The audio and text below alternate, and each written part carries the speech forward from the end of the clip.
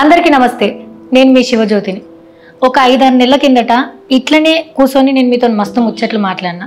అప్పుడు నేను మాట్లాడినప్పుడు రకరకాల అభిప్రాయాలు వచ్చినాయి. అప్పుడు నేను మీ ముంగట్కి వచ్చినప్పుడు కూడా అప్పుడు ఎట్లుండే తెలంగాణ, ఇప్పుడు ఎట్లుండే తెలంగాణ అనే దాని మీదే మాట్లాడినా. మీరు చూస్తున్నారు కదా ఇప్పుడు ఎట్లుందో తెలంగాణ. నేను ఇప్పుడు మళ్ళా అదే మాట చెప్తున్నా. 5-6 నెలల కిందట తెలంగాణ ఎట్లుండే, ఇప్పుడు ఎట్లా అయ్యింది తెలంగాణ.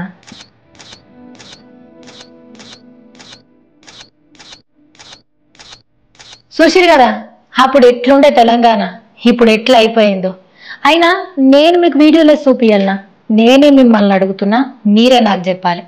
మీరు చూస్తలేరా ఇప్పుడు తెలంగాణ రాష్ట్రంలో కరెంటు కష్టాలు? మీరు చూస్తలేరా రైతు బంధు అందక రైతన్నలు ఎంత అల్లాడుతున్నారో? మీరు చూస్తలేరా పెద్ద మనుషులకు పింఛన్లు అందక ఎంత తక్కువైతున్నారో? మీకు తెలుసు కదా కళ్యాణ లక్ష్మి అందక ఎంతమంది ఆడపిల్లలు బాధపడుతున్నారో? మీరు చూసిరు కదా మొన్న రైతులకు కరువు వస్తే ఏమైంది అని అరుచుకునే మనుషులు కరువైన ప్రభుత్వం ఉంది ఇవాళ ఈ తెలంగాణలో. ఇవన్నీ నేను చెప్పినవి కావు, మీరు చూస్తున్నాయి.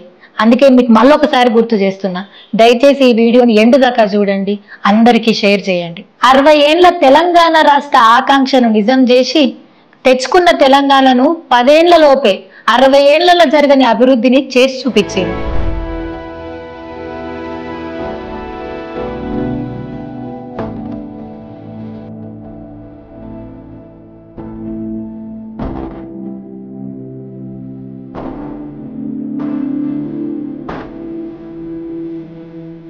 అన్నిట్లల్లా తెలంగాణను నంబర్ 1 చేసిండు. ఇప్పుడేమైంది?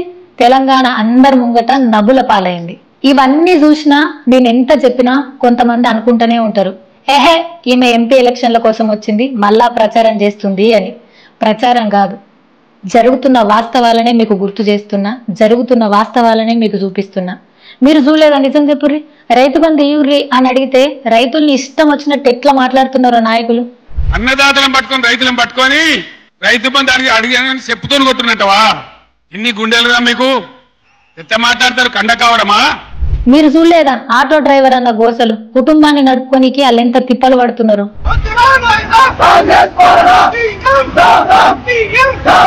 ఉచిత బస్సు ప్రయాణం వల్ల ఆటో కార్మికులు చాలా బాధపడుతున్నారు. అందులో పిల్లల చదువులు, ఇంటి రెంట్లు, ఆటో ఈఎంఐలు కట్టడం ఇవన్నీ చాలా ఇబ్బందికరంగా మారుతుంది. ఆటో డ్రైవర్ల పొట్టలు కొట్టడం మార్పు కాదు, మీరు మారుతుంది అని అంటే మేము ఎంతో ఆశపడ్డాము. మీరు మార్పు తెచ్చింది ఒక ఆటో డ్రైవర్ పుట్టగొట్టనిక. మీరు కూడా ఇనే ఉంటారు కదా, చేనేతన్నల పైసలు ఇచ్చేయుర్రి అని చెప్తే వాళ్ళని కూడా ఇష్టం వచ్చినట్టు ఎట్లా మాట్లాడారు. సిరిసిల్లలో కార్మికులు చచ్చిపోయే పరిస్థితి, ఆత్మహత్యలు మళ్ళీ మొదలయ్యేటట్టున్నాయని అడిగితే ఇంకో కాంగ్రెస్ వాడు అంటాడు, ఏం పోయింది వాళ్ళ నిరోధులు అమ్ముకొని బతుకమన్నది, పాపడాలు అమ్ముకొని బతుకమని అంటాడు.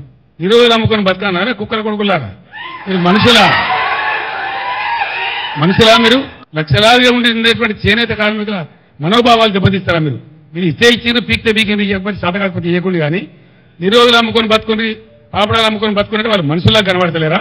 గర్జిస్తారు బిడ్డ, చేనేత కార్మికులే ఇలా పులులే గర్జిస్తారు, మిమ్మల్ని తరిమి కొడతారు, జాగ్రత్త అని చెప్పి నేను హెచ్చరిస్తా ఉన్నా. ఇవన్నీ నేనంటున్నాయి కావు, వాళ్ళన్నయ్యి మీరు చూస్తున్నాయి. అసలు ఈ 10 ఏళ్లలో ఎప్పుడన్నా కరెంటు కష్టాలు చూసిర్రా? ఎప్పుడన్నా ఒక్క రైతు కన్నా రైతు బంధు అందలేదు అనేది మీరు విన్నారా? కళ్యాణ లక్ష్మి ఆగిపోయింది అనేది విన్నారా? పెన్షన్లు ఆగినాయి అనేది విన్నారా? వినలేరు, ఎందుకంటే అది జరగలేదు కాబట్టి. ఎందుకు జరగలేదు అని అంటే ప్రతి స్కీమ్ ని మీ ఇంటి దాకా తీసుకొచ్చింది బీఆర్ఎస్ పార్టీ. ఇవన్నీ కూర్చున్న దగ్గరికి ఇంటి దాకా తీసుకొచ్చిన బీఆర్ఎస్ ప్రభుత్వాన్ని, కేసీఆర్ సార్ని దొరల పాలన అన్నారు. దొరల పాలన అంతం చేశాం, గడిలు బద్దలు కొట్టామని అండి. నేను ఒక ఆయన పెట్టినండి సోషల్ మీడియాలో పోస్టు. జనగామ మార్కెట్ కమిటీలో ఒక అమ్మాయి పాప లేడీ పోలీస్ కాలు ముక్తా ఉంది, మీ కాలు ముక్తాం సార్, బాంచారు సార్, పోతుంది సార్. ఇది దొరల పాలన, మాది దొరల పాలన. దర్జాగా కాలు మీద కాలేసుకొని రైతు నడిమిట వండుకొని ఆయన పొలం బారింది దొరల పాలన అండి. దేశంలో ప్రపంచంలో ఎక్కడ లేనటువంటి దళిత బంధు తెచ్చి ఫేజ్డ్ మేనర్ లో దళిత కుటుంబాలు ధనిక కుటుంబాలు కావాలని ఏ ముఖ్యమంత్రి ప్రయత్నం చేసిండా? మేము 1100 గురుకులాలు పెట్టి లక్షల మంది విద్యార్థులకు ఉన్నత స్థాయి చదువులు చెప్పింది దొరపాలన్నా? పేద విద్యార్థులకు 20 లక్షల ఓవర్సీస్ స్కాలర్షిప్ ఇచ్చింది దొరపాలన్నా? వృద్ధులకు 2200 పెన్షన్ 2000 చేసిన దొరపాలన్నా? అన్నార్థులను ఆదుకున్న దొరపాలన్నా? అడుగడుగున మా దగ్గర మానవీయ కోణం ఉంటుంది. కేసీఆర్ కిట్ ఎవడని ఆలోచించినాడండి? ప్రసూతి అయిన ఆడబిడ్డలకు 13,000 ఇచ్చినాడండి? విన్నామా? ఎప్పుడన్నా ఈ చరిత్రలో విన్నామా? న్యూట్రిషన్ కిట్ గర్భిణులకు ఇచ్చిన చూసినామా? గర్భవతులను తీసుకెళ్లి ఫ్రీగా బస్సులో తీసుకెళ్లి ప్రసవం చేయించి మళ్ళీ బ్యాక్ వాళ్ళ ఇంట్లో ఫ్రీగా బస్సులో వదిలిపెట్టి మందులన్నీ ఇచ్చిన ప్రభుత్వాన్ని చూసినామా? బస్తీ దవాఖానాలు పెట్టిన గవర్నమెంట్ని చూసినామా? ఇవన్నీ సేవలు మేము అందించిన దొరపాలన ఎట్లయిద్దండి? రైతు బంధు పూలలో పెట్టి వాళ్ళ బ్యాంక్ చేసిన మేము రైతు బంధు అడితే చెప్పుతో కొట్టమంటారు రానండి. ఎవరికి దొరపాలన? వీళ్ళు ఎంత బాధలు ఉన్నారు రైతులు, ఎంత పీడిస్తున్నారు మీరు వాళ్ళను. కళ్ళాలలో 15 రైతులు కొనే దిక్కు లేదు. ప్రతిరోజు సాయంత్రం నా టేబుల్ మీద ఉండేది రిపోర్ట్. నేను రైతులను ప్రత్యక్షంగా గెలవపోయినా ఆ రైతుల ధాన్యం కొంటుందా లేదా, ఆ రైతులకు రైతు బంధు పడ్డదా లేదా, రైతు బీమా పోతున్నదా లేదా, ఇది దొరపాలన అవుతుందా? కరెంట్ ఇస్తున్నారా లేదా, మోటార్లు నడుస్తున్నాయా లేవా, పొద్దున మధ్యాహ్నం సాయంత్రం మానిటర్ చేసిన ముఖ్యమంత్రి దొరనా, కడుపు నిండా కరెంట్ ఇచ్చిన ముఖ్యమంత్రి దొరనా, ఇలా కరెంట్ ఎగబెట్టే ముఖ్యమంత్రి ఏమో ప్రజాపాలన. ప్రజలు నిర్ణయించాలి పార్లమెంట్ ఎన్నికల్లో. మరి ఇలా ఏం జరుగుతుంది తెలంగాణలో? అధికారం కోసం అనువుగాని హామీలు ఇచ్చి ఇప్పుడు ప్రజలు అడిగితే కూడా ఇష్టం వచ్చినట్టు మాట్లాడే ఈ పాలన ఏంటిది? మరి నా లెక్కనే మస్తు మంది బీఆర్ఎస్ ఓడిపోయిన తర్వాత బెస్ట్ సీఎంని మిస్ అయిపోతున్నాం, బెస్ట్ ఐటీ మినిస్టర్ని మిస్ అయిపోతున్నాం, హరీష్ అన్నని మిస్ అవుతున్నాం, బీఆర్ఎస్ లీడర్లను మిస్ అవుతున్నాం, ఇట్లా రకరకాలుగా మాట్లాడారు. నేను ఇప్పుడు మళ్ళొకసారి ఎందుకు గుర్తు చేస్తున్నానో తెలుసా? ఒకసారి చేస్తే తప్పు, రెండోసారి చేస్తే ముప్పు. ఇవాళ ఆ ముప్పే మన తెలంగాణ రాష్ట్రానికి ఉంది. అట్లెట్లా ముప్పు ఉంది అని మీరు నన్ను అడగొచ్చు. మస్తు మంది అంటారు కూడా అసెంబ్లీ ఎలక్షన్లలో రీజనల్ పార్టీ ఉండాలి కానీ ఎంపీ ఎలక్షన్లకు మాత్రం మేము అటే చూస్తాము అని చెప్పి. అక్కడున్న పార్టీలు ఇక్కడ పాలిస్తే ఏమవుతుందో చూస్తున్నారు కదా. ఆ పార్టీల వల్లనే ఇవాళ తెలంగాణ ఉనికి కోల్పోతుంది. ఆ పార్టీల వల్లనే తెలంగాణ తల్లి ఆత్మ ఘోషిస్తుంది. తెలంగాణ అభివృద్ధి ఆగిపోతుంది. తెలంగాణ గొంతుక నొక్కేస్తున్నారు. అమరవీరుల త్యాగాలు అలుసైపోయినాయి. మన రాష్ట్రం మీద పెత్తనం చేయాలని పక్క రాష్ట్రాలు ఎదురు చూస్తున్నాయి. మన నీళ్లను గుంజుకపోతున్నారు. మరి 10 ఏళ్లలో జరగని ఇప్పుడే ఎందుకు ఇట్లా తెలంగాణలో జరుగుతున్నది తెలుసా? ఎందుకంటే ఈ ఏ పార్టీలు కూడా తెలంగాణ రాష్ట్ర ప్రయోజనాల కోసం, తెలంగాణ అభివృద్ధి కోసం పాటుపడే పార్టీలు కావు కాబట్టి. సో ఈ ఎంపీ ఎలక్షన్లలో కూడా నేను బీఆర్ఎస్కే ఓటేయురు అని అడగనీకి ఒక ముఖ్యమైన కారణం ఉంది. అదేందో తెలుసా? బీఆర్ఎస్ గలమే తెలంగాణకు బలం. The budget had disappointed us to a great extent in a way. Yes, because जैसा यूपीए का बजट था वैसा ही एनडीए का भी बजट है. ज़्यादा कुछ चेंज तो है नहीं. Sir, this road was taken up under PPP model a decade back, and the alignment of this road is faulty.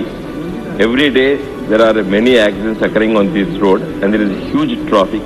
Sir, I request the government to keep it as a national highway which connects from Ramagundam Mancherial to Chandrapur and Nagpur.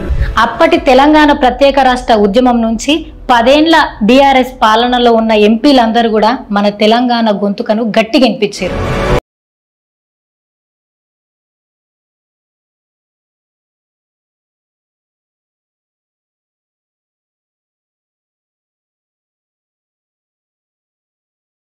ఉంటారు ఇక్కడ స్టేట్లోనే మీ BRS లేదు, ఇక పార్లమెంట్లో గెలిస్తే ఏం చేస్తారు అని చెప్పేసి, గల్లీలో గెలవలేదు కానీ ఢిల్లీలో గెలిచి ఏం చేస్తుంది అని అడుగుతున్నారు. అట్లా బీఆర్ఎస్ కు పార్లమెంటు ఓట్లు ఎందుకు, సీట్లు ఎందుకు అని మాట్లాడుతూ ఉన్నారు.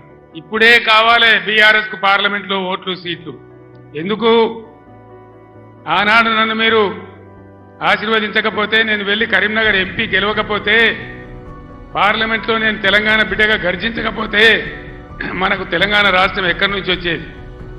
ఈ రోజు కూడా తెలంగాణ ప్రజల ఆకాంక్షలు, ఆశలు, హక్కులు నెరవేరాలంటే ఖచ్చితంగా బీఆర్ఎస్ బిడ్డలు పార్లమెంట్లో ఉంటేనే మన హక్కులు, అధికారాలు నెరవేరితే నేను మీకు మనవి చేస్తా ఉన్నా. అందుకే నేను మిమ్మల్ని మళ్ళా అడుగుతున్నా, ఇవాళ తెలంగాణ రాష్ట్రంలో ఏ ఆపద వచ్చినా, ఏ అబద్ధం వచ్చినా బీఆర్ఎస్ పార్టీ ముంగటుండి నిలబడి మన కోసం కొట్లాడుతుంది.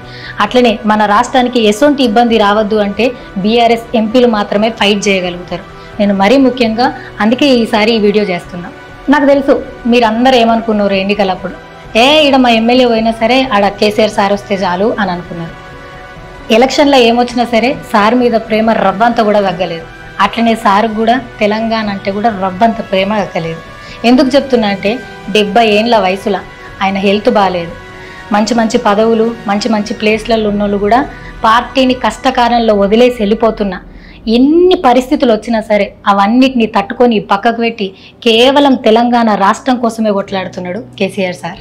నాకు చేతనైనా కాకపోయినా నా కట్టె కాలే వరకు తెలంగాణకు అన్యాయం జరిగితే చివరి శ్వాస దాకా కూడా పులిలాగా లేచి కొట్లాడతా తప్ప పిల్లిలాగా ఉండను. ఎట్టి పరిస్థితులలో 600 అయినా ఏ విషయంలో కూడా తెలంగాణకు అన్యాయం జరగనివ్వను. కొట్టాడదాం. నేను మళ్ళొకసారి మీ అందరికీ గుర్తు చేస్తున్నా, 10 ఏళ్లలో తెలంగాణ అన్నిట్లల్లో నంబర్ 1 ఉంది. రైతులు సంతోషంగా ఉన్నారు. రైతు సంతోషంగా ఉన్న రాష్ట్రం ఏదంటే తెలంగాణ అని చూపించేటోళ్ళు. ఇట్లా రకరకాల రంగాల్లో మనం అభివృద్ధి చెందుతూ అన్నిట్లో నంబర్ 1 ప్లేస్లు ఉన్నాం. ఇవాళ మనం దాన్ని కాపాడుకోవాలి. మన మీదే ఆ బాధ్యత ఉంది. అందుకే నేను మిమ్మల్ని మళ్ళా అడుగుతున్నా, ఈ 5 నెలల్లో మీరు చూసిన మార్పుతోని, మీరు చూసిన పరిస్థితులను గమనించి మీరు ఖచ్చితంగా ఓటేయండి. మళ్ళొకసారి చెప్తున్నా, మంచిగా యాద పెట్టుకోర్రి. ఢిల్లీకి తెలంగాణ రాష్ట్రం గులాం కావద్దంటే గులాబీ పార్టీకి ఓటేయండి. బీఆర్ఎస్ కు బాస్ అంటూ ఢిల్లీలో ఉండడు. బీఆర్ఎస్ కు బాస్ మా తెలంగాణ ప్రజలే. మాకు వేరే బాసులు ఉండరు. తెలంగాణ ప్రజలు ఏం కోరుతారో, వాళ్ళ అవసరాలు ఏంటియో, వాళ్ళ ఆశలు ఆకాంక్షలు ఏంటియో వాళ్ళే మాకు బాసులు తప్ప మాకెవరు ఢిల్లీ బాసులు లేరు. ఒక్కటి మాత్రం నిజం, గులాబీ దళపతి, గులాబీ సేనాధిపతులు, గులాబీ దళం,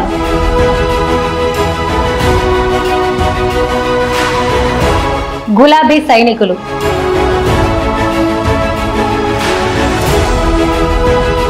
వీళ్ళు మాత్రమే తెలంగాణను గుండెలలో పెట్టుకొని చూసుకుంటారు. అప్పుడు తెలంగాణ కోసం కొట్లాడినాం, ఇప్పుడు రాష్ట్ర అభివృద్ధి కోసం కొట్లాడాలి, ఉద్యమం చేయాలి. ఆ ఉద్యమం ఏందో తెలుసా? ఓటు అనే ఉద్యమం. అందుకే చెప్తున్నా, vote for car, trust KCR. జై తెలంగాణ, జై కేసీఆర్.